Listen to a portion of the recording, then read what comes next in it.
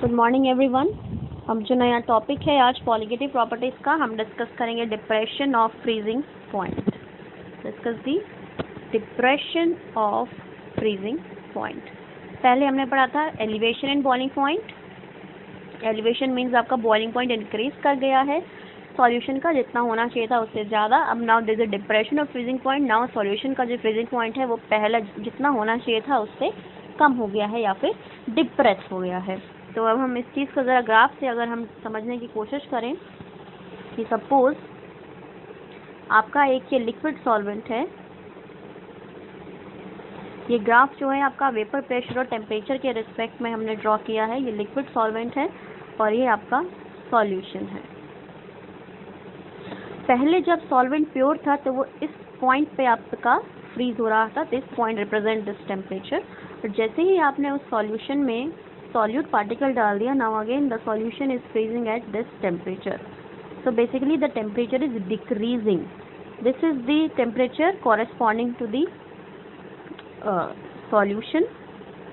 This is the temperature corresponding the solvent. तो इन दोनों में जो भी टेम्परेचर चेंज रहेगा उसे हम बोलते हैं डिप्रेशन ऑफ फ्रीजिंग पॉइंट, जिसको हम डेल्टा टी एफ से रिप्रेजेंट करेंगे। That is equals to T F not minus TF means temperature of freezing for the pure solvent and temperature of freezing for the solution, and this is known as the depression of freezing point.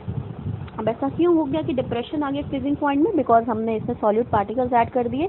Again solute particles add करने की वजह से जो freezing point है, जिस point पे इसको freeze होना चाहिए था उस पे ना होकर ये उससे कम टेम्परेचर पे आपका फ्रीज होगा। तो आपको अगर ध्यान हो, जो हम आइसक्रीम खाते हैं, जो एक बेसिकली तीले पे आइसक्रीम होती है, बट तीले वाली कुल्फी जो होती है उसमें नीचे नीचे जब आप आइसक्रीम को खाएंगे तो आपको नमक फील होता है, NaCl सॉल्ट का आपको थोड़ा सा फ्लेवर आता है। वो ऐसा इसलिए बिकॉज नमक इसलिए डाला जाता है बिकॉज नमक जो है उसके फ्रीजिंग पॉइंट को और डिक्रीज कर देता है, यानी कि वहाँ पे वो उसे इतना नहीं जमने देता कि वो बिल्कुल ही उसको क्रिस्टल कर दे।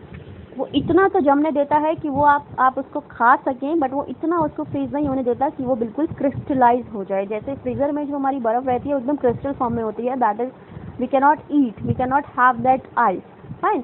तो इसी कंडीशन से बचने के लिए जब आइसक्रीम्स को बनाया जाता है तो उसके अंदर थोड़ा सा सॉल्ट डाला जाता है, सो दैट उसका फ्रीजिंग पॉइंट जो है वो इतना हो जाए, कम हो जाए कि उसमें आइसक्रीम्स के क्रिस्टल ना बने। So that is the depression of freezing point. तो अब हम ज़रा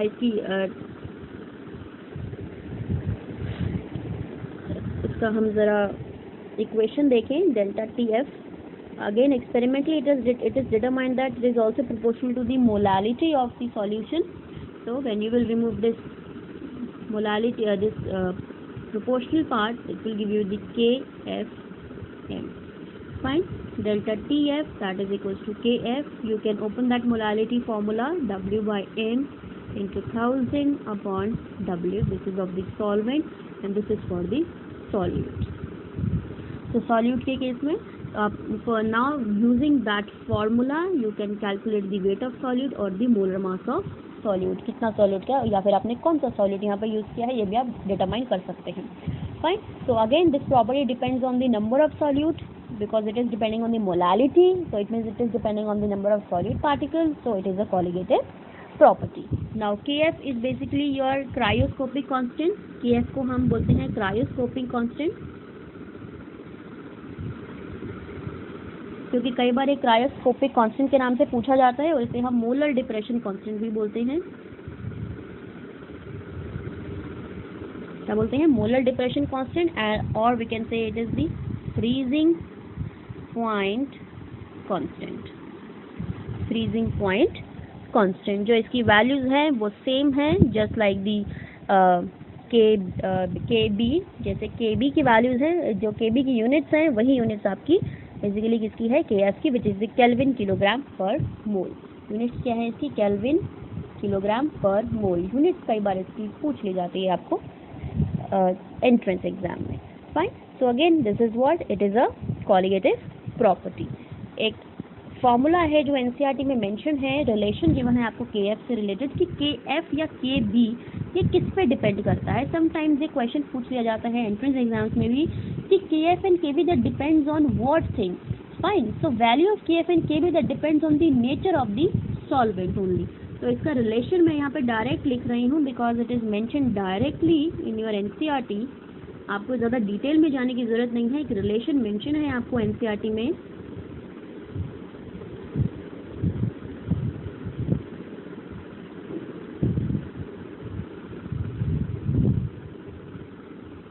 delta H fusion and same R into M1 into TB square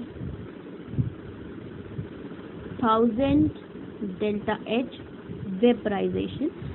Now if you see जो Kf है वो किसके मास पे डिपेंड कर रही है? This M represents this 1 means solvent, 1 means the A. हम पहले A कंसिडर कर रहे सॉल्वेंट को, मैंने अब A1 लिख दिया तो मैं इसे A ही लिख देती हूँ.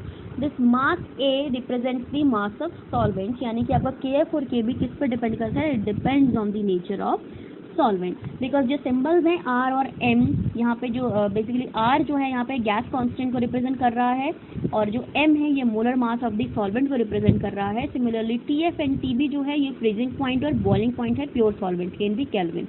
फर्दर जो डेल्टा H फ्यूजन है या डेल्टा H वेपराइजेशन है ये एंथैल्पीज को रिप्रेजेंट कर रहा है for the fusion and the vaporization of the solvent respectively. Fine. तो यानी कि जो ये M1 है, दिस M1 और ये this is the which is the MA, this is the molar mass of solvent. किसका मास है ये? Molar mass of solvent. It means your Kf and Kb it depends upon the nature of the solvent. So sometimes this question may be asked और might it हो सकता है कि इसको पूछा गया हो पिछले कुछ एंट्रेंस एग्जाम्स में.